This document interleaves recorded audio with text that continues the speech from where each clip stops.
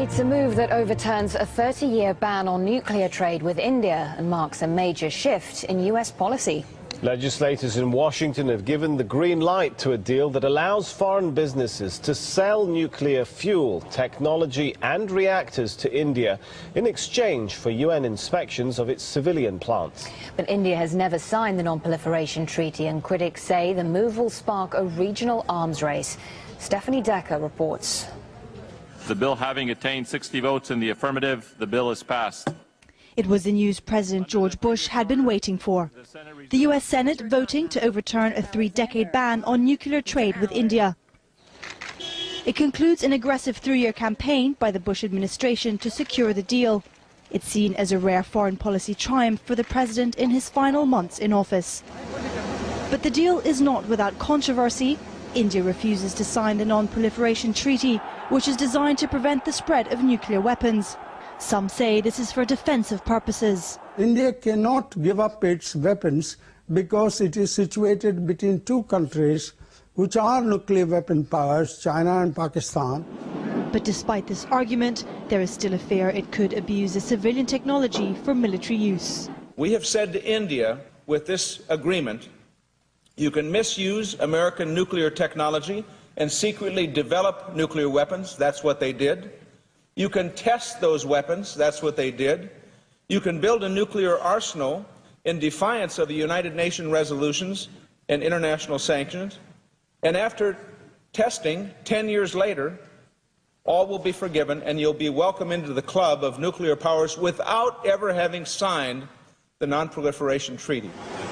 Under the pact, international observers will have access to India's civilian sites, but its 8 military facilities will not be subject to scrutiny. Critics say it could also fuel a nuclear arms race. There was also opposition in India. The Communist Party's left government this summer, complaining that the deal infringed upon the country's sovereignty. We want the Prime Minister to answer in the Parliament, how can India be allowed to surrender its sovereignty and become a subordinate ally of US imperialism? Regardless of the discontent, the deal is now as good as done. All it needs is President Bush's final signature. It now puts India firmly on the nuclear stage. It already signed a deal with France earlier this week, allowing for the sale of nuclear technology. India says it plans to spend $14 billion on reactors and other nuclear equipment next year, a crucial step forward in fueling its growing energy demands. It says this is all for civilian use. Many will be keeping a close eye to make sure that it stays that way. Stephanie Decker, Al Jazeera. Well, who are the winners and losers in all of this? Let's start with India. Obviously, it's the major beneficiary. It's now a de facto nuclear power with access to nuclear technology it never had before. And nuclear technology companies in Europe and the US will also benefit. They're now able to invest in Indian nuclear plants. Let's not forget Washington. It also stands to gain from an improved relationship with Delhi. It's now got a better chance of winning a major arms contract with India. Well, those are the winners. What about the losers? India's nuclear rival Pakistan had been pursuing a similar deal with the United States. Well, it's now also looking at China.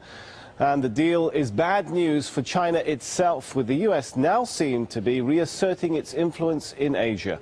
Well, some are worried about the cost to the environment, because although nuclear power stations produce fewer greenhouse gases, India will still be relying on coal-fired power stations for its electricity. Well, let's get the view from Pakistan now. Joining me live from Islamabad is Kamal Martinuddin, a nuclear and security analyst. Thanks very much for joining us. Let's start with the question of the regional arms race. Is this going to increase that race significantly? First of all, let me begin by saying that both India and the United States are independent countries, and therefore they are entitled to carry out any agreement which they both agree upon. But unfortunately, this agreement that has been now finalized is only country-specific, and there is a double standard being applied. The violation of the non-nuclear proliferation treaty has been carried out both by the United States and by India. Article 1 of the treaty mentions very clearly that nuclear weapon states will not provide any nuclear assistance to a non-nuclear weapon state. And similarly, a non-nuclear weapon state is not entitled to receive any nuclear assistance from a nuclear weapon power. That being so, however, the agreement has now been signed but the impact on this region is going to be quite serious, because as far as Pakistan is concerned, it will have to boost its own nuclear capability because of the fact that India will be now able to further increase its nuclear arsenal, and therefore to strike that balance which already exists. And for the strategic balance not to be upset, Pakistan may have also to carry out certain modifications and will probably increase its nuclear arsenal as well. Pakistan at the same time also is energy deficient, and therefore is also trying its best to get a similar deal either from the United States or from China, so that we can also produce nuclear energy for peaceful purposes.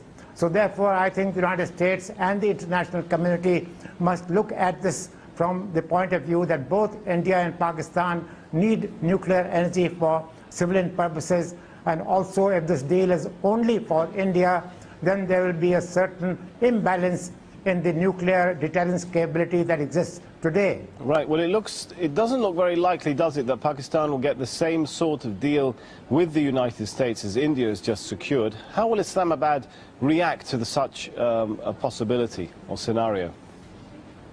Yes, I think then we will have to look to other countries to provide us a similar arrangement, because we are short of about 4,000 megawatts of electricity, and the demand is continuing to grow. And therefore, some other country will certainly be approached, and we hope that we will be able to get a similar deal either from our friendly countries to our north or some other country.